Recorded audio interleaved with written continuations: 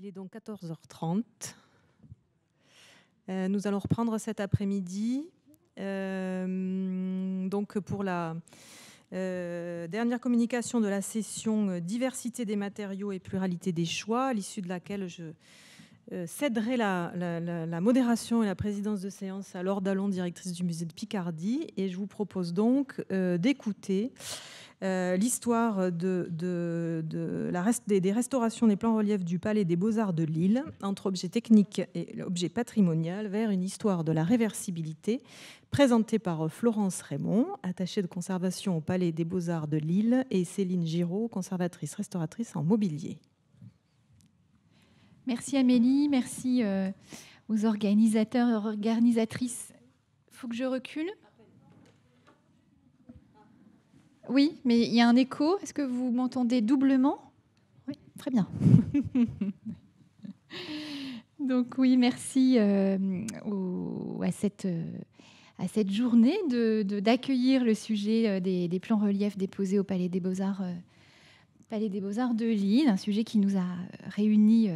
Et c'est collectivement en fait que nous sommes aujourd'hui face à vous. Nous sommes deux modestes représentantes d'une vaste équipe que l'on aura l'occasion de saluer au cours de cette intervention à deux voix.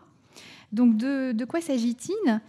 La campagne de restauration des 14 plans reliefs représentant les places fortes du nord de la France et de l'Europe, qui s'est tenue d'avril 2018 à janvier 2019, a été l'occasion de nombreuses recherches et questionnements sur ces objets assez singuliers.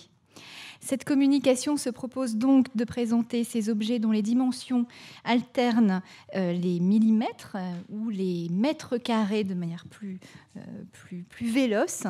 L'occasion aussi de refaire un point sur leur contexte de réalisation, leur entretien au long des siècles, ainsi que leur entrée dans les collections patrimoniales et comment cette nouvelle articulation a modifié profondément le rapport à sa matérialité, à son entretien et à sa restauration.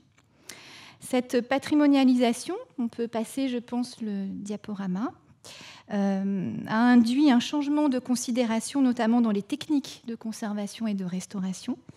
C'est la question du nettoyage des plans reliefs qui est ici l'occasion de considérer, notamment et plus particulièrement pour ce qui est de notre intervention, le principe des témoins de restauration comme élément de réversibilité de l'intervention de nettoyage. La collection française des plans reliefs s'étend de 1668 à 1870, un petit peu plus de 2 siècles exactement. Vous en voyez ici les principaux protagonistes, les princes de Louvois à Pierre Mauroy. Nous allons passer à grandes enjambées l'historique de la collection. Ce n'est pas le propos, mais néanmoins, il est toujours bon d'incarner une intention de représentation. Ces plans reliefs, ces grandes maquettes, offrent des superficies variant de moins d'1 mètre carré jusqu'à des superficies de grande domesticité, 160 mètres carrés pour les plus grands. La France n'est pas à l'origine de cette pratique. On peut passer la diapositive suivante, je pense. Les ingénieurs italiens avaient déjà l'habitude, vous le savez, de réaliser des maquettes pour illustrer leurs travaux de fortification, dont s'inspirera évidemment l'architecte militaire de Louis XIV, le bien nommé Vauban. Toutefois, on peut dire, sans trop de flagornerie, que la collection française est restée inégalée, tant par le nombre de maquettes réalisées au total, jusque 200, que par la qualité atteinte de cette très grande miniaturisation du monde. Nous en verrons des détails un peu plus loin. Nous pouvons passer.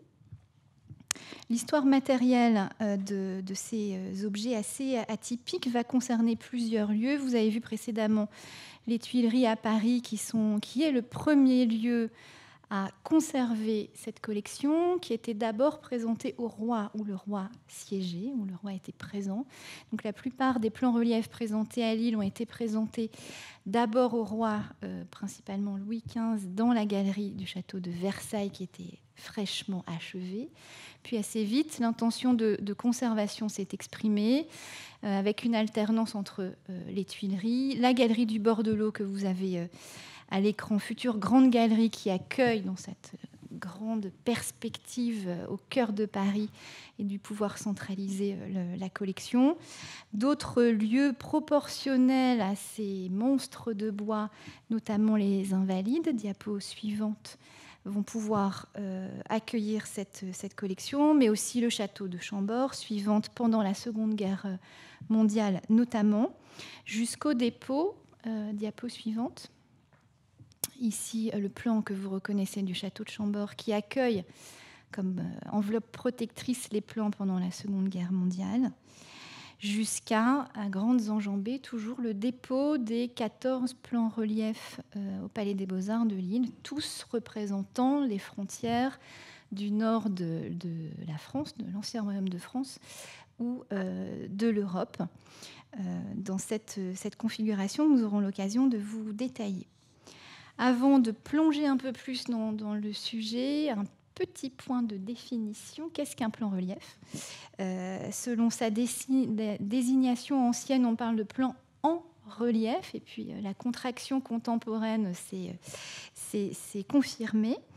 Le plan relief est une chose assez peu banale dans les collections publiques françaises, et c'est un objet qui tutoie volontiers. Diapositive suivante, merci. Les records. Il est d'abord une maquette de ville, principalement, ancienne place forte aux enjeux militaires. Il est aussi maquette de paysage. Le plan relief offre plusieurs tensions à lui seul. Il est d'abord un objet qui est à la fois d'ici et d'ailleurs, nous y reviendrons, qui est à la fois simple et complexe, et qui est aussi minuscule que grandiose dans une intention d'objet politique. Diapositive suivante, s'il vous plaît.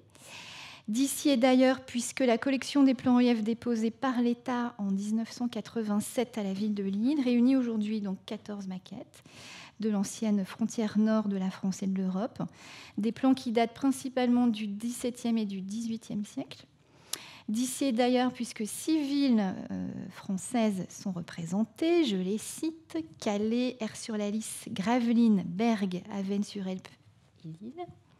7 villes aujourd'hui belges, avec Tournai, Namur, Ypres, Menin, Audenarde, Ath et Charleroi, et une, la plus hollandaise de toutes, avec Maastricht.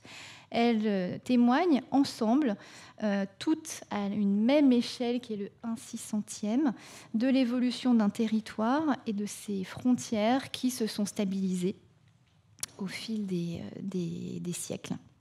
Sur près de 200 ans, la production des plans va donc matérialiser l'histoire d'une conquête géographique et d'une conquête politique. Diapositive suivante. Simples et complexes parce qu'ils sont trophées, ils sont aussi objets de prestige, ils sont aussi outils de renseignement, outils de planification. Réalisés après le siège de la ville conquise, on imagine souvent que ces plans ont été réalisés pour préparer la guerre ou préparer le siège. Ce n'est pas tout à fait vrai. Ce sont d'abord des objets qui sont réalisés juste après la conquête, parce que pour réaliser ce type de maquette aussi précise, il faut être dans la place. Le plan relief est donc un objet qui ne dit pas forcément son nom, puisqu'il associe deux notions assez contradictoires, un plan en 2 dimensions, qui va cartographier, et un relief en volume qui va donner sa forme. Il est simple, néanmoins, parce que le plan relief offre toujours une ville, c'est ce que vous voyez en son centre, et un paysage vu du ciel à une époque où encore l'altitude, le vol aérien est une chimère. Il faudra attendre plus d'une centaine d'années pour que l'homme ait expérimenté et perçu un paysage depuis le ciel. complexe. Diapo suivante, il est le reflet de partis pris de représentation qui vont combiner précision, ici vous plongez dans le plan relief de l'île, et aussi interprétation, avec des jeux d'échelle qui parfois vont venir outrepasser l'idée de précision absolue. Diapo suivante. Le plan relief est aussi un objet du minuscule, mais, diapo suivante, du grandiose, avec un rapport d'échelle qui a vraiment caractérisé le travail de restauration. Le plan relief, vous le voyez, est un objet qui défie la vue de celui qui le regarde. La distance qui le sépare de son centre correspond en réalité à la portée d'un canon, à peu près 600 mètres de portée à l'époque de leur réalisation. Il est donc redoutablement militaire. Il peut aussi être assez formidablement poétique. On peut oublier tout ce contexte et ne voir qu'une vision aérienne d'une ville fortifiée, d'un enjeu de conquête et d'un paysage qui lui est associé. Terrain de jeu donc pour l'imaginaire. L'outil plan relief est à la fois planification, renseignement, matière à la stratégie militaire. Les plans sont classés secret défense très rapidement. Ils seront classés monuments historiques plus proches de nous dès 1927. Diapositive suivante. Ici, une plongée également dans cette miniaturisation et cette précision du plan relief de l'île. Nous pouvons passer. Les plans en termes de changement de statut vont connaître donc un premier temps de conservation dans la galerie du bord de l'eau que vous avez à l'écran ici au Louvre. C'est un transfert important parce qu'il va justement marquer un changement de statut pour la collection. L'objet accède à un statut d'œuvre d'art, qui n'était peut-être pas son intention première. On rédige des inventaires, les travaux de restauration sont petit à petit dénommés réparation, et l'outil de prestige et de propagande se confirme, puisque là vous voyez la manière dont on pouvait aussi faire usage de ce plan auprès des dignitaires français et étrangers, à qui on devait sans doute vouloir montrer la beauté des villes, la puissance militaire et aussi une forme de savoir-faire français. Ces objets sont plus raffinés qu'on ne peut l'imaginer et ils renvoient certainement à une maîtrise très particulière. Diapositive suivante. Autre moment important dans le statut même de l'objet, qui a un impact direct sur la manière dont on va le conserver et le restaurer, c'est le transfert de la collection en 1777 aux Invalides. Louis XVI, qui est alors roi, s'interroge sur le devenir de cette collection, formidablement encombrante, formidablement précise, certes, mais qui a déjà vieilli. L'art de la guerre n'est plus tout à fait le même sous Louis XVI que sous Louis XIV. Et son grand conseiller d'architecture, Gabriel, qualifiera même ces objets de colifichets qui ne méritent pas d'être conservés. Néanmoins, la collection est conservée. Elle est transférée dans les combles des Invalides. Vous en voyez le plan ici même, dans une logique qui se comprend. Les objets militaires doivent être conservés par les militaires. Les Invalides sont déjà à l'époque le premier hôpital militaire de Paris et du Royaume. Diapositive suivante. Vous voyez ici de manière plus géométrique la manière dont un plan relief dit ce qu'il est. Ils sont tous composés de la même manière, répondent à une même échelle. Et surtout, vous le voyez, ils sont tous composés selon ce schéma, un piétement de bois sur lequel va venir s'emboîter, c'est ce que vous avez ici pour le plan de Namur, à la façon d'un pulse, plusieurs tables dites de campagne ou de ville, et qui, fragment par fragment, vont venir constituer un tout qui est façonné par des matériaux très divers, puisqu'on y trouve à la fois du carton, des lames de bois. Le paysage est recouvert d'une fine couche, par exemple, de sable. Diapositive suivante. Les eaux sont figurées à l'huile, les champs et les prairies avec de la soie hachée associée à du sable associé à de la colle de peau. Les arbres et les haies sont réalisés généralement entortillés autour des tiges, des fils de métal et de chenilles de soie. Diapositive suivante. Enfin, et c'est ce que vous voyez à l'image, les édifices sont figurés et fabriqués à partir d'une âme en bois, toutes recouvertes de papier aquarellé ou imprimé, percées de baies et de portes, suffisamment précises pour qu'on puisse y reconnaître les édifices. Et c'est là que l'objet est plus raffiné que l'on imagine. On aurait pu peindre directement sur le bois, comme cela a été fait notamment sur des maquettes conservées au musée Carnavalet. Là, tout est recouvert de papier spécifié qui rendent un peu ce modèle vertigineux de réalisation. Diapositive suivante. Le profil des tables, donc vous voyez ici les tables qui ont été démontées pour être réassemblées.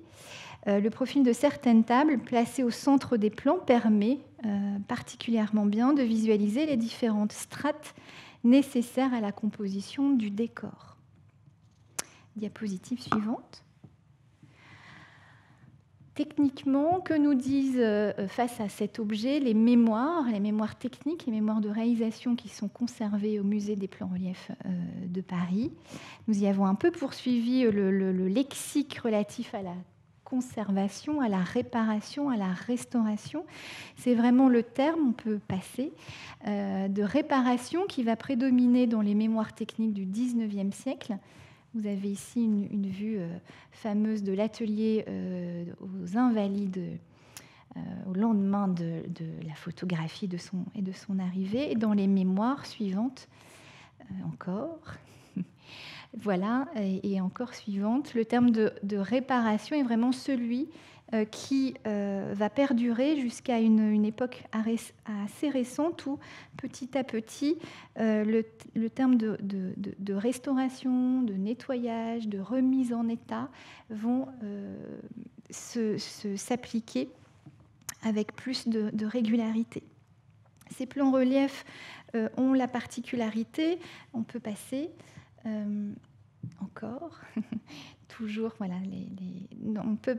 ont la particularité donc d'avoir été actualisés, on l'a déjà évoqué, très rapidement après leur première réalisation, actualisés, réparés, reconfigurés, jusqu'à ce que leur réalité matérielle surgisse aujourd'hui et jusqu'à ce qu'un premier vaste chantier de restauration soit réalisé à Lille, lorsque la totalité sacrilège de la collection est transférée de Paris à Lille au cœur des années 1980. Et diapositive suivante, c'est à ce moment où, au sein du Palais des Beaux-Arts de Lille, vous voyez ici l'atrium, que va être construit, pensé un département spécialement conçu pour accueillir symboliquement ce grand dépôt des plans reliefs. Nous pouvons passer, et qui, parallèlement à ce chantier architectural, passons, va s'engager un chantier de restauration pour le dépôt concédé à Lille. Et c'est la technique du laser, dont vous voyez ici une archive dans la Voie du Nord, qui promet un bain de jouvence et qui est alors testé suite à une première phase d'usage du laser sur la collection des plans à Paris dès les années 1987-88. Nous pouvons passer. Vous voyez ici comment aussi la presse plus généraliste peut s'emparer de questions autour de la restauration, de la remise en état. Le vocabulaire a toujours été questionné, poursuivi pour ces objets atypiques. Nous pouvons passer. Ici, une autre vue de la manière dont ces objets démontés nécessitent aussi une gestion dans le cadre d'un chantier de collection. Vous reconnaîtrez, certains d'entre vous, Max Polonowski, directeur honoraire du musée des plans reliefs, qui préférait parler de remise en état d'un objet quasi archéologique et non pas de restauration. Suivante. Jusqu'à ce que la ville de Lille s'engage réalisé ce premier chantier de restauration au laser en 1993. Nous avons retrouvé certaines archives qui indiquent aussi les budgets afférents de l'époque, à peu près 2 millions de francs pour le traitement au laser réalisé par Philippe Langot sur 2 années. Et nous en avons ici l'archive suivante. Jusqu'à ce que plus récemment, après 20 ans d'une exposition interrompue des plans IF à Lille, une restauration et un nettoyage de la collection se révèlent de nouveau nécessaires. Ces objets sont d'une platitude formidable et veulent bien recueillir tout ce qui peut tomber sur leur surface horizontale. Un chantier de réaménagement puis de restauration est validé en 2016 et s'engage d'avril 2018 à janvier 2019, un vaste chantier dont va nous parler Céline assez vite. La suivante. Le chantier a été évidemment accompagné par le grand propriétaire des objets, le Musée des plans reliefs de Paris, Isabelle Varmoz, ici sur la photo représenter l'entité propriétaire. Je souligne également l'accompagnement de la DRAC de Sylvie Elisabeth Grange, ici présente, de Mireille Klein, qui ont accompagné ce chantier de restauration, au-delà des subventions qui ont permis un engagement total. Diapo suivante. Occasion aussi d'un chantier que l'on a souhaité visible et visitable, situé au cœur de l'exposition temporaire, de la salle d'exposition temporaire du Palais des Beaux-Arts, qui pendant 12 bons mois a été mobilisé pour la restauration de ces plans reliefs. Un chantier visible et visitable est peut-être mieux tenu qu'un chantier plus confidentiel. Il a été largement partagé par à peu près 5000 personnes pendant ce chantier, ici auprès des mécènes suivantes, mais aussi de chercheurs ou de visiteurs suivantes, d'enfants au regard interrogatif sur l'objet suivante. Et il est apparu ici que seule la salle d'exposition temporaire de 700 mètres carrés pouvait venir accueillir un chantier de ce type. La vision nocturne avec le scintillement des pièges à insectes et leur lumière verte ont été notre lieu de travail et de réflexion pendant plusieurs mois, qui a nécessité donc une méthodologie, une rigueur, une endurance que va vous décrire Céline à l'instant. Effectivement, merci Florence. Dans ce contexte, il nous a semblé... Oui, j'avais oublié, désolée. Dans ce contexte, il nous a semblé intéressant de parler des problématiques de conservation-restauration des plans reliefs, notamment sous l'angle de la notion de la réversibilité et de ses propres limites. Il nous a également semblé intéressant d'aborder ces problématiques dans le cadre de cette journée, en vertu du fait que, par définition, un nettoyage est irréversible. Une fois conduite, l'opération peut être documentée, mais il n'est pas possible de revenir en arrière.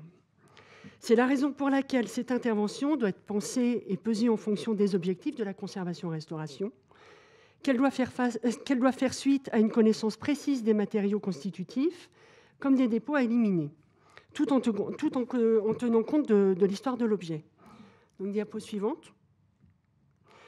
Ah mais non, il faut avancer beaucoup plus, en fait. Vous pouvez encore avancer, encore, et encore. Voilà, merci. Les plans reliefs sont exposés depuis 1997 dans le département qui leur est dédié au Palais des Beaux-Arts de Lille. Ils ont reçu un traitement de nettoyage au laser entre 1993 et 1995 par la société LP3 Conservation.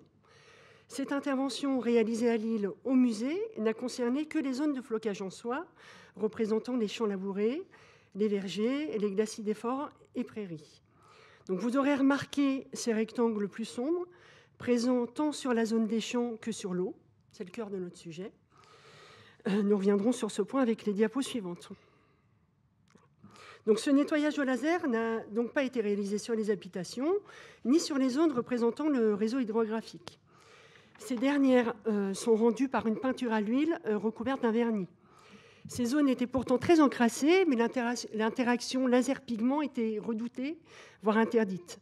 Donc, ce test de nettoyage effectué sur le plan d'Olonard par notre équipe permet de juger du niveau d'encrassement.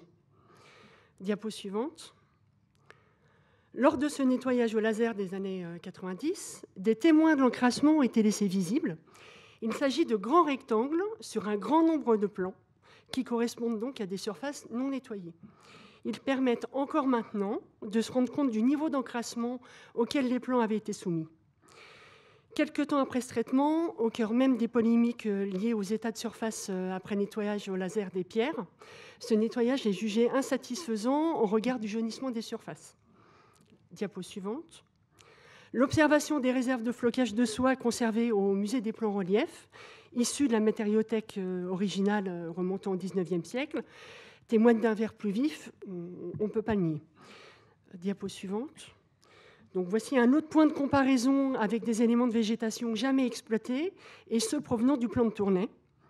L'exposition des soies mises en œuvre ne peut cependant pas expliquer à elle seule cette tonalité générale très chaude, voire brunie, que l'on observe sur les plans reliefs nettoyés au laser. Ces arbres en fibre de soie proviennent du plan de Tournai, qui est le plus souffert en fait, dans la collection. Ils ont été pris dans du sable fondu, ils ont été délavés et ils étaient encollés dans une gangue indéfinissable, on va dire. Donc, s'ils ont été nettoyés au laser, nous ne pouvons nier que les accidents de parcours de ce plan n'ont pas favorisé leur bonne conservation. Diapo suivante. Donc, le marché de restauration lancé en 2018 par le Palais des Beaux-Arts, suivi et soutenu par la DRAC de Hauts-de-France, prévoyait des interventions en 2 phases. Une phase de dépoussiérage et des mesures conservatoires, telles que le fixage des éléments décollés et des revêtements, ou le redressement des troncs des arbres. En effet, les surfaces sont empoussiérées et comportent souvent des dépôts exogènes, dont des poussières abrasives de béton issues du plateau technique situé à un niveau plus haut. Donc là, on voit un exemple de dépoussièrement en cours. Diapo suivante.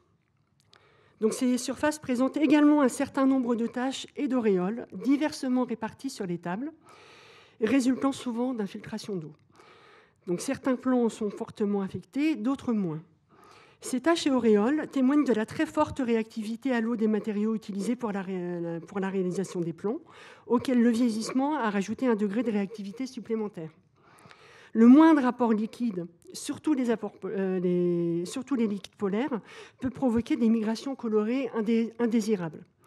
Cette réactivité particulièrement marquée contraint fortement toute intervention visant à éliminer les taches et auréoles présentes à la surface. L'expérimentation de plusieurs méthodes, telles que le gommage avec différents matériaux, l'emploi de gel rigide d'agar-agar, le Nevec pour ne pas le citer, ou de gel de solvant, n'a pas permis de dégager un protocole, les résultats étant décevants et très irréguliers. Et c'est à ce moment-là qu'on s'est aperçu que c'était très sûrement ce qui avait amené au choix du laser dans les années 90. Nous avons d'ailleurs pensé à tester les lasers actuels, mais face à l'importance des taches sombres, mais compte tenu du cadre du chantier qui était déjà lancé, c'était trop compliqué à mettre en œuvre. Donc diapo suivante. C'est la raison pour laquelle une harmonisation colorée a été proposée, en proscrivant tout apport de liquide pour atténuer les taches et auréoles. Ces dernières ont donc été retouchées au pastel sec et crayon de couleur pour redonner une homogénéité et une meilleure lisibilité au plan relief, sans apport de solvant. Diapo suivante. Voici un autre exemple avec la table 6 du plan de Tournai. Donc on comprend bien l'état de surface un peu difficile auquel on a dû faire face. La flèche rouge vous indique la présence d'un témoin de l'état de conservation précédent que nous avons souhaité conserver ici. Diapo suivante. Donc, voici ce témoin de plus près. Diapo suivante. Et là, on revient en fait sur une autre étape de réintégration, avec un exemple avec toujours le plan de Tournai, avec la table 3. Diapo suivante. Donc, cette absence de solution technique pour le nettoyage des taches est une problématique au cœur de nos métiers, mais surtout, elle replace dans une perspective assez différente la campagne de nettoyage précédente. Les témoins de surface encrassés qui présentent une couche noire très sombre, gommant tout détail et toute nuance colorée, permettent de visualiser le gain de visibilité généré par le nettoyage au laser. Or, il est difficile d'imaginer à l'heure actuelle une alternative à cette technique mécanique qui est par ailleurs sélective et sans abrasion ni frottement. Certes, les surfaces sont plus jaunes, mais aucune autre méthode mécanique, donc gommage, dépoussiérage, n'aurait permis un niveau de nettoyage rendant autant de visibilité aux surfaces. Diapo suivante. La pratique des témoins d'encrassement trouve ici une utilité dans le fait qu'elle permet de documenter l'irréversibilité intrinsèque d'un nettoyage et qu'elle apporte des éléments de compréhension et d'analyse de ce type d'intervention. Face à un plan relief qui n'aurait jamais été nettoyé, et dans le cadre d'un projet de valorisation de l'objet, il ne serait pas exclu que le conservateur-restaurateur soit amené à proposer aujourd'hui un nettoyage au laser, d'autant que des évolutions notables se sont produites sur ce type de machine, notamment en termes de durée d'impulsion et en longueur d'onde, induisant des effets différents sur les matériaux. Diapo suivante. Donc pour conclure, le sujet de ces journées nous a amené à prendre du recul sur la problématique générale de la conservation-restauration des plans reliefs depuis leur création jusqu'à nos jours. Les interventions de réflexion, de remplacement, les actualisations ont laissé place à une approche plus respectueuse de l'intégrité des objets, favorisant la conservation et orientant le travail vers des interventions minimum. Néanmoins, l'amélioration de la lisibilité de ces objets de très grande dimension dans un contexte de présentation au public et de médiation impose de se poser la question du nettoyage. Cette opération irréversible par nature nécessite de mettre en perspective la problématique spécifique des matériaux en présence face aux objectifs de l'intervention, tout en gardant à l'esprit l'ensemble des principes du code de déontologie. Diapo suivante. À l'appui de cette réflexion, la pratique des témoins de l'encrassement apporte un élément de réflexion qui prend toute sa mesure dans ce cas précis.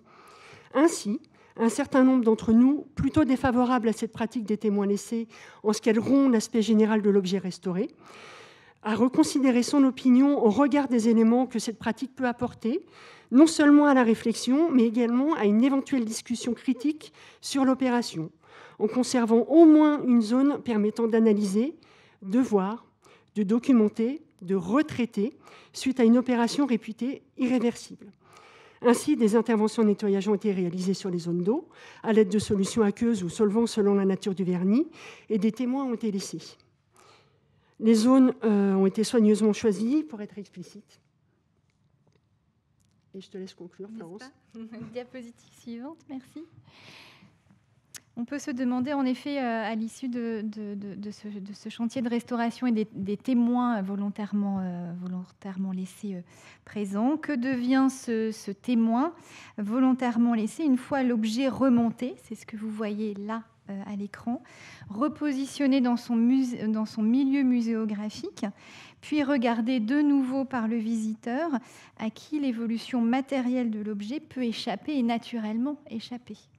L'aspect évident, parfois très évident, trop évident, d'un témoin laissé visible doit sans doute être relativisé au regard du contexte de présentation de l'objet. Dans le cas précis des plans reliefs présentés à Lille, l'éclairage conservatoire, 50 lux, l'aspect général de la salle qui est volontairement sombre, les vitres de protection que vous devinez qui sont légèrement teintées, tous ces éléments modifient la compréhension d'un témoin de restauration, pouvant sauter aux yeux à l'issue de la restauration dans une lumière presque clinique, mais apparaître presque trop discret dans le cadre de la présentation de l'objet face au public. Ainsi, sans doute, sommes-nous toujours invités à nous demander pour qui, au-delà de l'objet lui-même, pour qui restaurons-nous dès lors que l'objet est regardé de nouveau par le public. Merci.